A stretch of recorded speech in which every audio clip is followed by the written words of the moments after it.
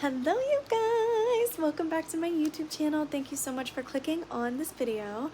I am so glad that I'm here today making this video because this is my first ever podcast style video. It's going to be called Grieving Someone Still Alive. If this is in tune to you in your life, maybe it was a past tense thing that you're kind of relating to at this moment, now looking back, or you're going through it currently, whatever it is, I just really wanted to reach an audience with this, small or large, just allowing you to remember you're not alone in your struggle. This is a microscopic time in your life compared to everything that you have yet to do and experience. So just remembering that, staying steadfast in your faith.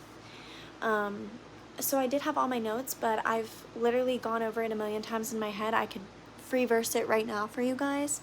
Just a few things that I want to just quickly say before I jump into it. Number one, the question throughout this video you want to remember during your grief, during experiencing your grief, how are you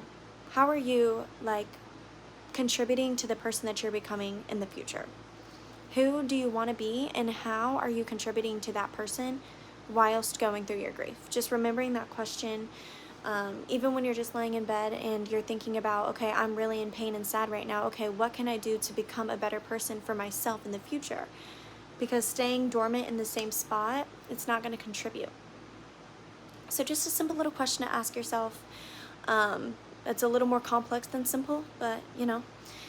Another thing that I wanted to say is, if this is not really about a relationship to you, if it's a friendship or a family dynamic, it's a very inclusive video, a very inclusive discussion.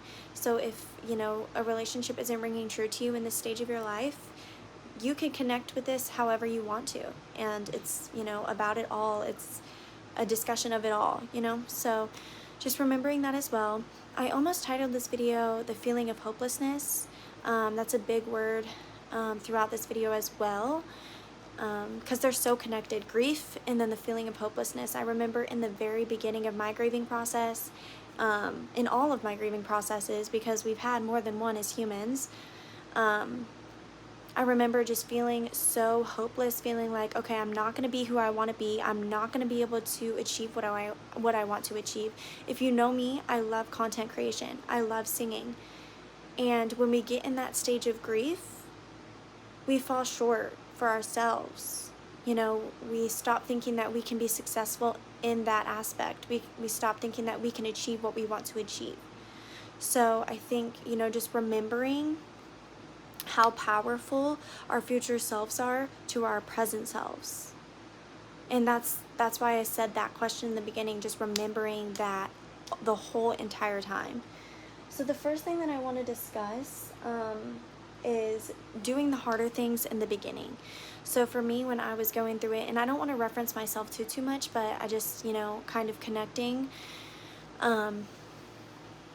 I did everything that was the hardest in the beginning, and it's not something that you look at and say, this is so, I feel amazing right now because I did this.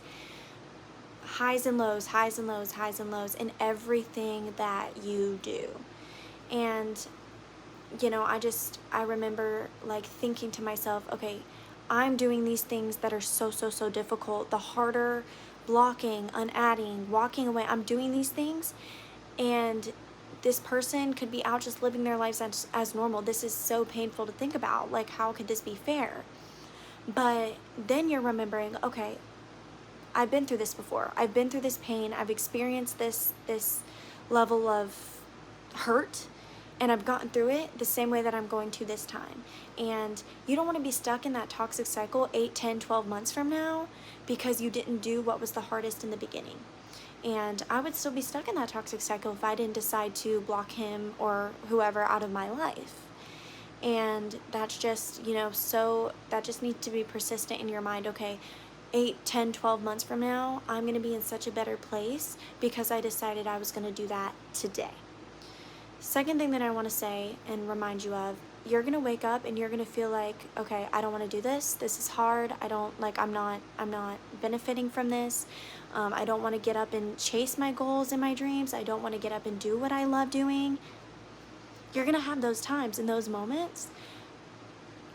You're going to get up anyway and you're going to cry, and you're going to be sad, and you're going to feel so hopeless, but then you're going to take time to be in that state and then bounce back. It's a cycle, not a toxic cycle, a healthy cycle. A healthy cycle, for certain. And then another point that I wanted to make is that balance is so extremely important during the grieving process. In any grieving process, there's so many forms of grief. So whatever grief you're experiencing, even if you lost somebody and you're in tune to this through the loss of someone in heaven or that has passed away, you know, if this is in tune to you in that sense, having balance during your grief, remembering overworking yourself, like, you're gonna fall deeper into that, okay, like, oh, I'm having a hard time, you know, this is not easy. Remembering what you love to do. That's why I'm sitting down making this video.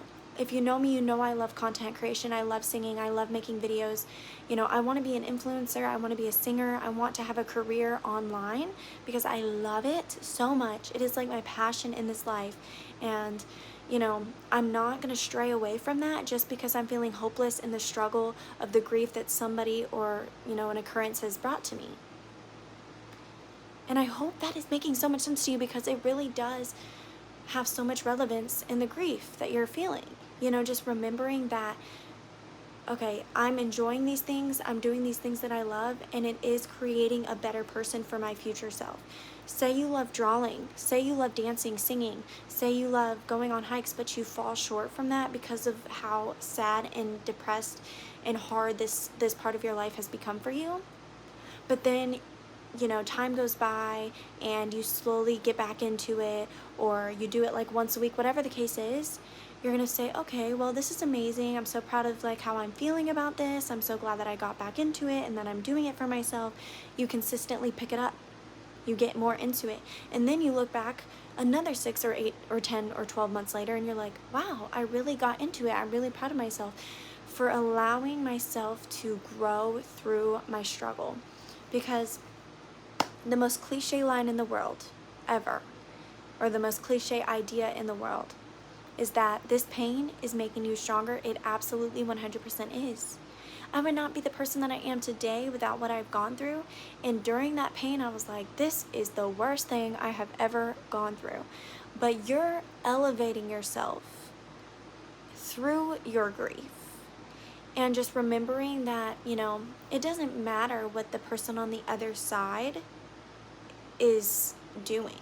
The person that you're disconnecting from, the person that hurts you, the person that just needs to stay away, it's not important what they're doing, because at the end of the day, they decided not to be there for you. You are the only person who could be there for yourself, and you have woke up every day, waken up. You have waken up every day, and the only person that is there for you is you. Not him, not her, not it. Anybody, not anybody. And just remembering that, because you want to be the best version of yourself. And even though you're in this stepping stone era of your life, it's going to take time. And you're always going to have to get more. You're always going to have to work for a better version of yourself. So you're allowing that grieving process to be tied in to the success of your future self and who you are becoming. And I hope that's making sense.